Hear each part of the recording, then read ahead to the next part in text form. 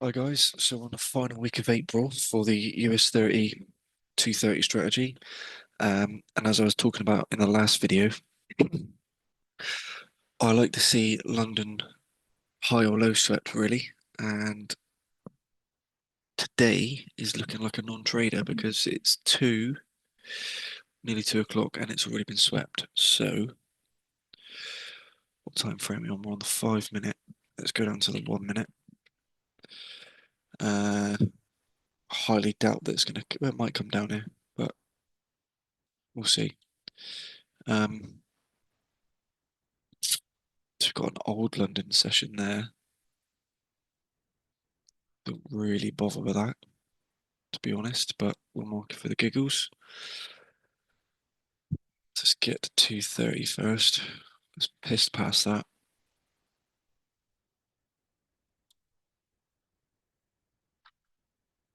Yeah, to be honest, this is non-trading. This has gone wild. Absolutely wild.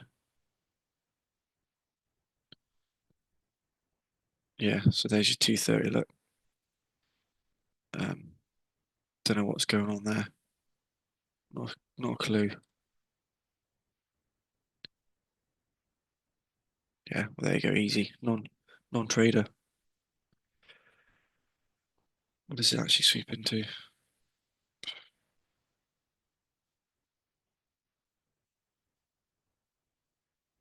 Yeah. No, that's all right. Easy day. No trade. Pause and move to Tuesday. Right, so we're on Tuesday.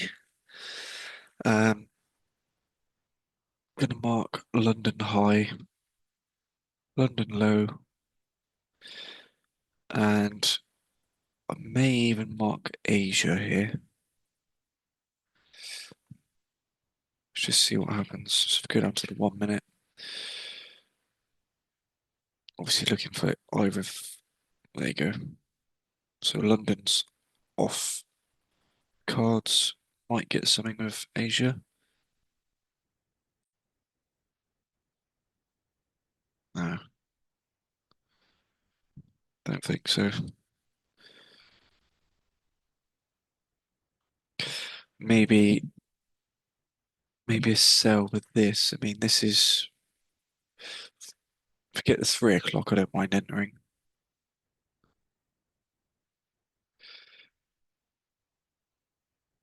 Right, so that's tapped in there.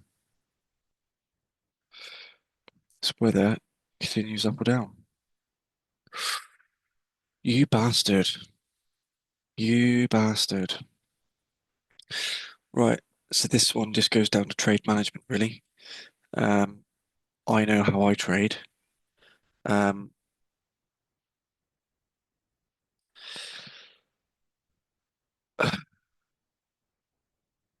Sorry, just got distracted then. Yeah, so I know full well getting this close, I'd be at break even anyway. So this wouldn't have gone down as a loss. And the way I've been trading on my funded account is is I actually, when it gets to like this far down, so where's 1 to 3? When it gets 1 to 3, or to be fair, once it gets past this EMA, I will have my stop profit very close. And to be honest, seeing as is that like that 1 to 4 is, you know, that's so close. Technically didn't, you know, wouldn't have hit, and spread wouldn't have been in your favour there. Spread would have been back here a bit. So depending on how accurate your entry was and whatnot, likelihood you wouldn't have been tapped out. So I know full well that I would have taken at least 3% because getting that close, I'd move my stop profit down to 3% because of things like this, it pulling back at the last second. I've had it before and it kills me. So yeah, depends who you are and how you trade. This may have gone down as a complete loss, which would have been very hard to deal with.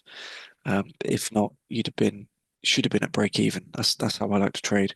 As soon as I get to like two over 2% in profit, I'm usually at break even because of reversals, which just minimizes your risk. You know, the last thing you want is something like this to happen. Have 4% almost in your pocket, and then stop out and then for it to drop like an absolute train.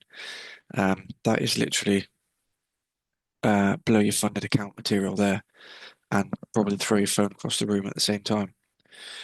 So yeah, bit of a wild one. Right, so on Wednesday now, and we've just swept the Asia low from the day before. We've had, I'm assuming this is news. Something's happened there because that's a hell of a drop. What news we got? We've got news at 3 o'clock as well. Yeah, CPI. So that's our, wait, no, what? I don't know. Um, so to be honest with you, this is no trading for me. I don't like all that movement right up before 2:30, but we'll play it out just to see what happens.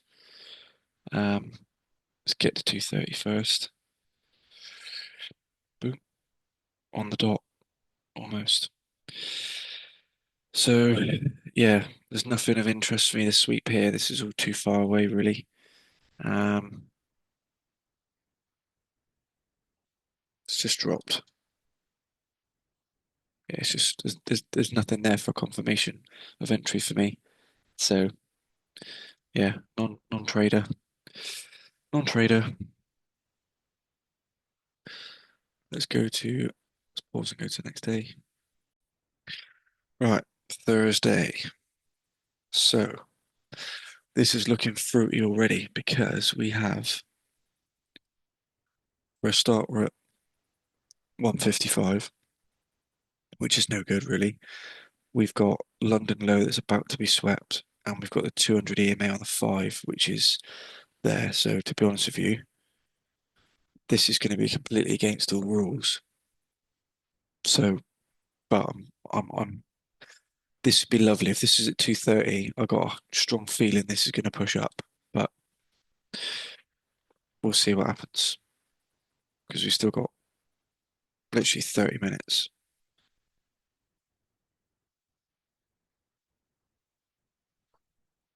Didn't sweep it.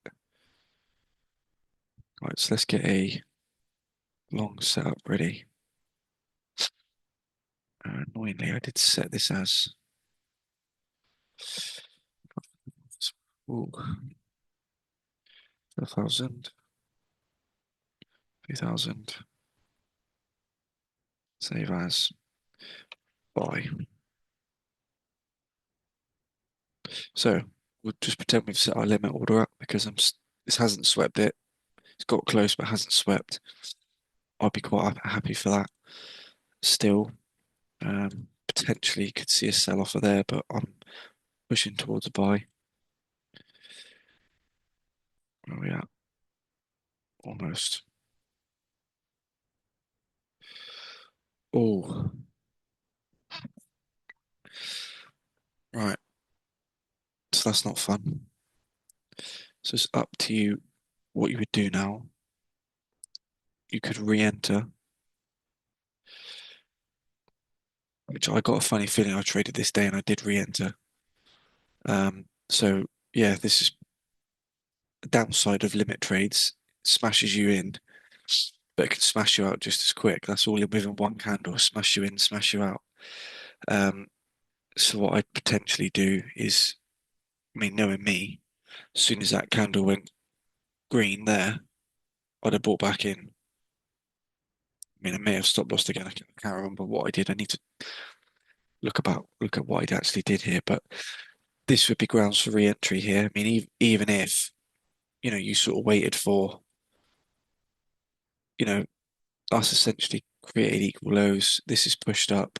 That's come down. That started pushing up there. You could have just waited for this. I mean, me knowing me, I'd have been ballsy and got straight back in. As quick as I'd gone out, I'd got straight back in. Um, so yeah, I can't remember what would have happened here. But I'm pretty sure I remember this trade. Um, but yeah, you'd have got in quite nicely. So yeah, stop loss if you're just doing one entry. But obviously potential profits there if you'd have got a re-entry, all depending where that re-entry was. Um, I mean, Depends how you want to do your risk.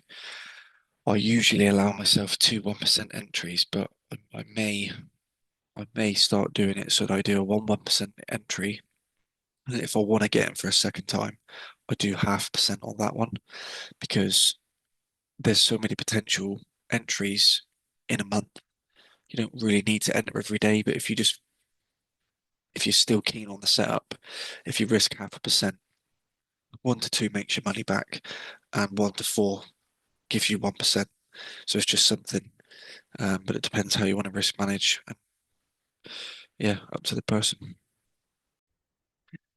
Right, so today is 2nd of May, which is a Friday, which also means NFP. Hence why you've got this massive push up here. Um, Now, the only good thing about NFP is I've noticed sometimes price will come back and try and fill the imbalance created. So I'm going to take this as a no trading day, but I will mark stuff up just for the sake of it. Um, where are we at time wise? 1:55. There's 2:30. Let's get down to the 1 minute. Right, we've already gone past 2:30. Well, that's 2:30 there. Swept nothing, tapped into a bit of fair value gap. Now, let's see. So that's a complete fill. See what happens. Yeah, hasn't filled. I think this fills this the next day. I've got a funny feeling on the Monday. Traded out of this, I can't remember. Yeah, so no trading day for that. NFP's a dodgy one. I mean, any red day news is a nightmare, really, because you get that imbalance, which essentially does our job. Sweeps, sweeps are session high, or sweeps are high in general, or lows. Um, which you want 2:30 to do that, not news. So yeah, that's that week finalised. I can't remember what we had then. We had 1 or 2 wins. Can't remember. And quite a few non-traders. Oh no, it was 1 win, a couple of non-traders, and 1 stop loss day, which could have been saved depending on your second entry. So overall, a good week, I'd say, or an okay week. But yeah, on to the next, on to the next video.